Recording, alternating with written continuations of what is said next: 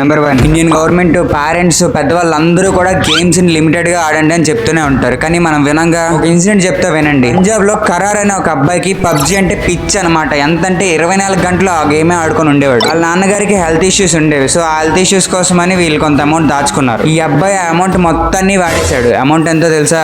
16 లక్షలు. వీడిగా సరిపోలేదంట, ఇంకా వాళ్ళ అమ్మగారి ప్రొవిడెంట్ ఫండ్ కూడా వాడేశాడు. విషయం వాళ్ళ నాన్నకు తెలిసి వాడిని ఒక మెకానిక్ షెడ్ లో పనిలోకి పెట్టేశారు. గేమ్స్ ఆడండి, అది కూడా లిమిట్ లో ఆడండి. లిమిట్ దాటితే ఎలాంటి కాన్సిక్వెన్సెస్ ని ఫేస్ చేయాలి. బట్ 1527లో ఒక ఎలక్షన్స్ జరిగిందనమాట. ఆ ఎలక్షన్స్ లో చార్లెస్ కింగ్ అనే అతను 2,34,000 ఓట్ల మెజారిటీతో గెలిచాడు. దాంతో ఈయన గిన్నీస్ వరల్డ్ రికార్డ్ లో కూడా ఎక్కేశాడు. ఏంటి అంత మెజారిటీతో గెలిస్తేనే గిన్నీస్ వరల్డ్ రికార్డ్ ఇచ్చేస్తారా అని అనుకోవచ్చు మీరు. అతను పోటీ చేసిన కాన్స్టిట్యుయెన్సీలో ఎన్ని ఓట్లు ఉన్నాయో తెలుసా?